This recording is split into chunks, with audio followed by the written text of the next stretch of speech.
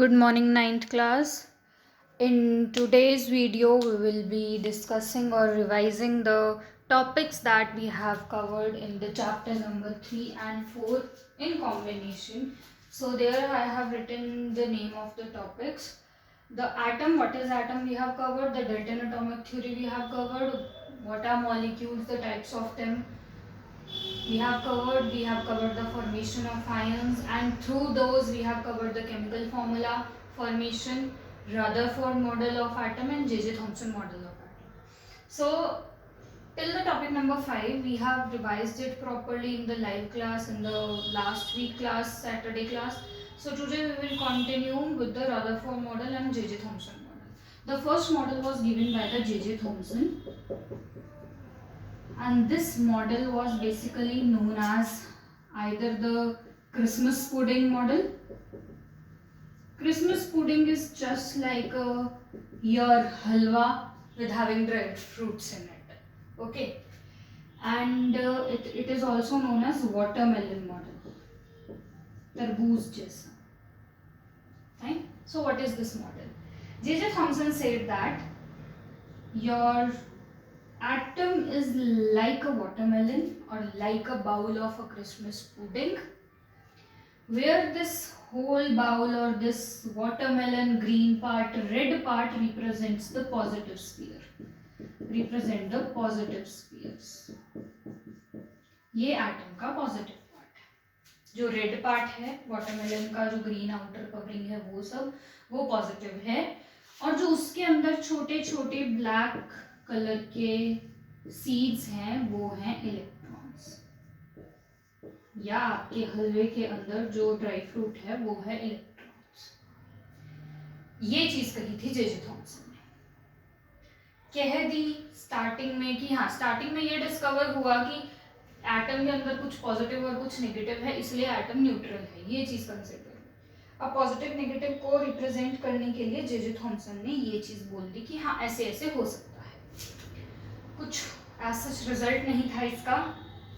तो ये जो मॉडल था J.J. थॉमसन का, ये मॉडल हो गया फेल।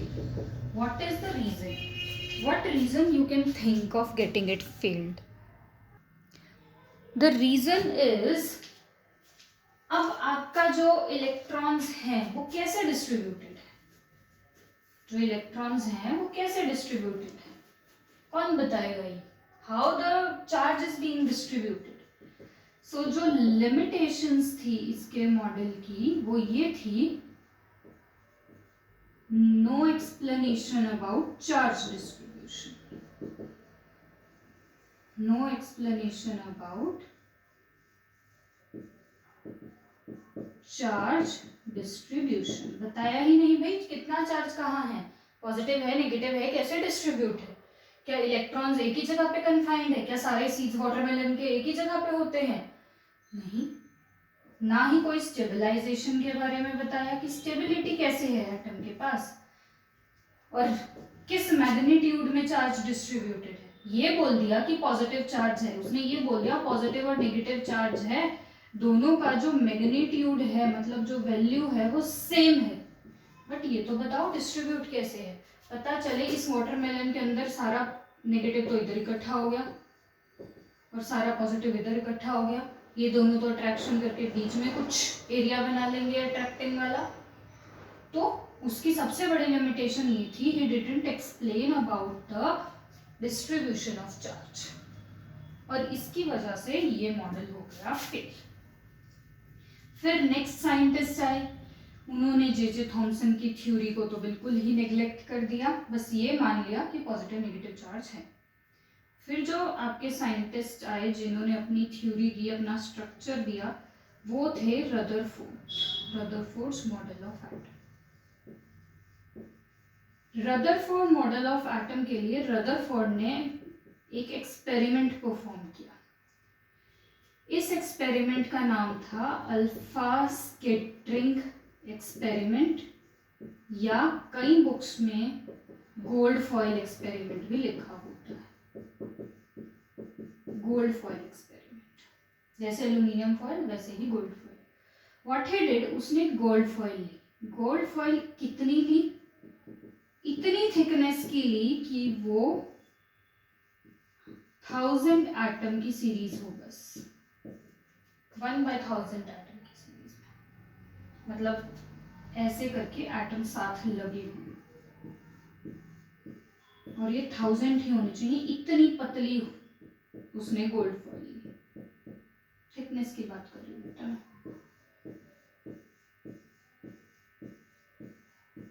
और ये एटम आपस में जुड़े हुए थे। आई am just drawing it randomly.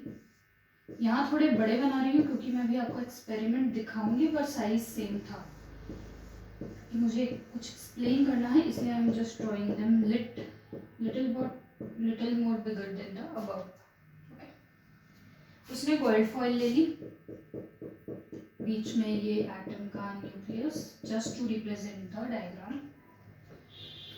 अब एटम के न्यूक्लियस में उसने क्या किया, अब ये अल्फा स्कैटरिंग जो नाम दिया है, अल्फा पार्टिकल्स बेसिकली आपके हीलियम एटम हैं विथ 2 पॉजिटिव चार्ज।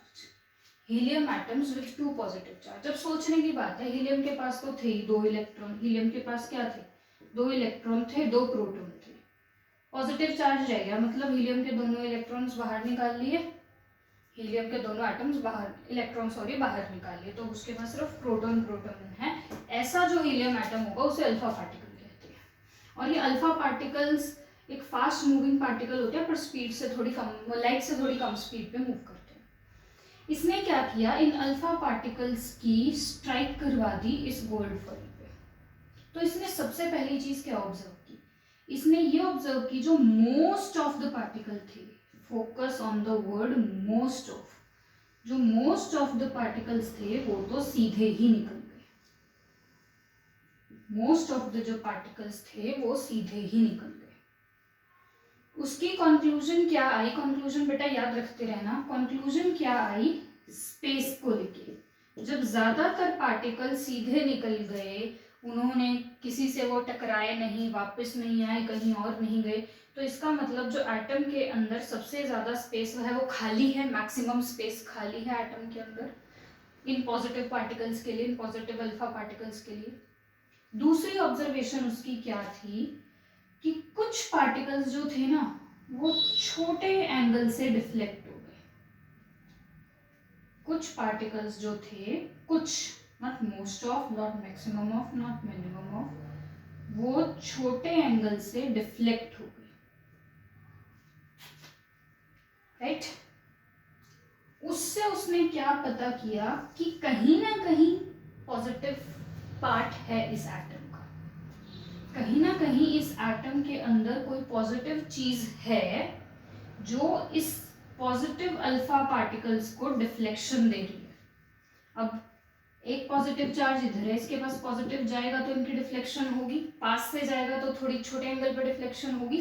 तो दूसरे उसने क्या पता किया कि कुछ पॉजिटिव है, दूसरे में उसको कंफर्म हो गया कुछ पॉजिटिव एटम के अंदर है। तीसरे में उसने क्या ऑब्जर्व किया कि बहुत ही कम पार्टिकल्स वापस आ गए पूरे 180 डिग्री से, बहुत कम पार्टिकल्स थे वो वापस आ गए 180 डिग्री से। वहां उसको ये पता चल गया कि ये जो पॉजिटिव चीज है ये बहुत कन्फाइंड एरिया में है, मतलब बहुत छोटी है ये पॉजिटिव चीज। उसने न्यूक्लियस नहीं बोला है, उसने सिर्फ पॉजिटिव चार्ज की टर्म में बोला कि जो भी आपका ये एटम है इसके अंदर मोस्टली स्पेस खाली है, दूसरा पॉजिटिव चार्ज है, तीसरा, और वो जो पॉजिटिव चार्ज है वो बहुत कन्फाइंड एरिया में है, वो बहुत कन्फाइंड एरिया में है। ओके, ये 3 उसकी ऑब्जर्वेशन थी। इस 3 ऑब्जर्वेशन को उसने सिर्फ बताया और उसने न्यूक्लियस वर्ड का यूज नहीं किया था। उसने ये नहीं कहा था कि एटम के सेंटर में कोई न्यूक्लियस है। अब बेटा मैंने आपको अभी तक जो भी चीजें बताई रदरफोर्ड मॉडल ऑफ एटम के बारे में, ये सारी बातें एनसीईआरटी में गिवन है, ये सारी बातें एनसीईआरटी में गिवन है, बट एनसीईआरटी में कुछ बातें गिवन नहीं है जो मैं बताने वाली हूँ। रदरफोर्ड की थ्योरी को यूज किया मैक्सवेल ने। रदरफोर्ड की थ्योरी को यूज किया मैक्सवेल ने। मैक्सवेल ने अपनी एक थ्योरी दी थी इलेक्ट्रोमैग्नेटिक रेडिएशंस की थ्योरी। इलेक्ट्रोमैग्नेटिक रेडिएशंस की थ्योरी बताऊंगी अभी क्या बात थी, पर वापस एक बार रदरफोर्ड मॉडल पे आ जाओ। उसने जो कुछ भी ये कंक्लूजन निकाला, रदरफोर्ड ने ये कहा कि जो आपके नेगेटिव चार्ज हैं या इलेक्ट्रॉन्स हैं, they are revolving around that positive part. They are revolving around that positive part in a orbit. In orbits. उसने ये कह दिया था जो भी इलेक्ट्रॉन हैं वो बीच में जो पॉजिटिव पार्ट है उसके आसपास किसी रैंडम ऑर्बिट में घूम रहे हैं, जैसे सन के अराउंड प्लैनेट घूम रहे हैं। उसने ये नहीं बताया कि किस डायरेक्शन में ऑर्बिट है, क्या है, बस ऐसे ही रैंडमली कुछ ऐसा स्ट्रक्चर सा उसने दे दिया कि रैंडमली इस पॉजिटिव पार्ट के अराउंड इलेक्ट्रॉन्स घूम रहे हैं एटम के अंदर। मैक्सवेल की एक थ्योरी थी जो ये कहती थी अगर इलेक्ट्रॉन्स घूम रहे हैं तो इलेक्ट्रोमैग्नेटिक रेडिएशंस निकालेंगे और अपनी एनर्जी को धीरे धीरे लूज करेंगे। इलेक्ट्रोमैग्नेटिक एनर्जी निकालेंगे इलेक्ट्रॉन्स, अगर घूम रहे हैं तो अपनी एनर्जी को लूज करेंगे। और जब इलेक्ट्रॉन धीरे धीरे एनर्जी लॉस कर लेंगे, जब इलेक्ट्रॉन धीरे धीरे एनर्जी लॉस कर लेंगे, then they will fall in positive part. Energy खत्म हो गई इनके घूमते हुए की तो न्यूक्लियस में जाके वो गिर जाएंगे। न्यूक्लियस में जाके गिर जाएंगे तो एटम खत्म हो गया। न्यूक्लियस में जाके अगर वो गिर गए तो एटम खत्म हो गया। एटम खत्म हो गया तो एटम की कोई भी स्टेबलाइजेशन नहीं रही, कोई भी स्टेबलाइजेशन नहीं रही। ये भी नहीं बता पाए कि हाँ भाई एटम स्टेबल है क्यों। ध्यान से सुनना बेटा इस बात को। मैक्सवेल ने कहा रदरफोर्ड अगर आप ये बातें कह रहे हो कि इलेक्ट्रॉन्स हाई वेलोसिटी से घूम रहे हैं किसी पॉजिटिव पार्ट के अराउंड, तो मेरी थ्योरी तो ये कहती है कि धीरे धीरे इलेक्ट्रॉन घूमते घूमते अपनी एनर्जी को लूज कर देंगे और वो न्यूक्लियस के अंदर गिर जाएंगे। न्यूक्लियस के अंदर गिर गए तो एटम खत्म हो गया, उसकी स्टेबलाइजेशन नहीं रही है। तो अब बताओ आपके मॉडल के अकॉर्डिंग तो एटम स्टेबल ही नहीं है। तो मैक्सवेल ने रदरफोर्ड की थ्योरी को गलत प्रूव कर दिया। रदरफोर्ड इस चीज की कोई एक्सप्लेनेशन नहीं दे पाए और रदरफोर्ड का मॉडल भी फेल हो गया। पीछे आपका जे थॉमसन का मॉडल भी इसीलिए फेल हो गया था कि वो कोई स्टेबलाइजेशन के बारे में नहीं बता पाए थे। यहाँ मैक्सवेल की थ्योरी ने रदरफोर्ड के मॉडल को फेल कर दिया। क्यों? क्योंकि वो भी स्टेबलाइजेशन को नहीं बता पाए थे। No explanation about stabilization of atom. और उन्होंने न्यूक्लियस को तो यूज किया ही नहीं था। एटम की स्टेबलाइजेशन को नहीं बता पाए, डिस्ट्रीब्यूशन ऑफ इलेक्ट्रॉन्स को नहीं बता पाए कि इलेक्ट्रॉन्स घूम रहे हैं ऑर्बिट में, ये तो बता दिया। अब इन इलेक्ट्रॉन्स को बांटा कैसे हुआ है ऑर्बिट में, मतलब क्या रूल है बांटने का? आपने क्यों ऐसे डिवाइड कर दिए इलेक्ट्रॉन्स? मतलब अगर एक ऑर्बिट है उसमें कितने इलेक्ट्रॉन है, दो ऑर्बिट है उनमें कितने इलेक्ट्रॉन्स हैं? तो ये रदरफोर्ड के मॉडल की आपकी लिमिटेशंस थी और इसी वजह से रदरफोर्ड का मॉडल भी हो गया फेल। तीसरा जो मॉडल आया जो हम आज पढ़ते आए हैं आज तक, जो हम जिसको हम मानते हैं basically new topic, Bohr's atomic model, इसको मानते हैं हम बोहर्स एटॉमिक मॉडल। जो आप मॉडल मानते हो कि सेंटर में एक न्यूक्लियस है जिसमें प्रोटॉन प्लस न्यूट्रॉन्स हैं, साइड में ऑर्बिट्स हैं।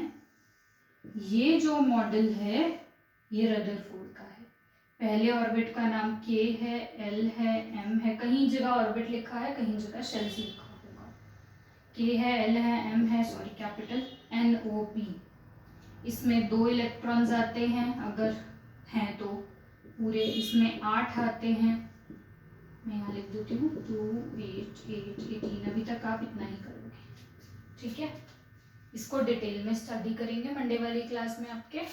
सो till the time we are done till this topic. आपका चैप्टर 3 का एक मोल कंसेप्ट का पार्ट बाकी है, वो बिल्कुल एंड में करेंगे बिकॉज वो न्यूमेरिकल्स पार्ट है. So this is all for today. Homework is complete your notes and in-text question answers. in-text question answers करने हैं आपने, ठीक है. चैप्टर 3 एंड 4 में गिवन टॉपिक्स के जितने भी in-text question answers हैं आपको सब पूरे करने हैं. This is all for this week. Thank you so much. Take care.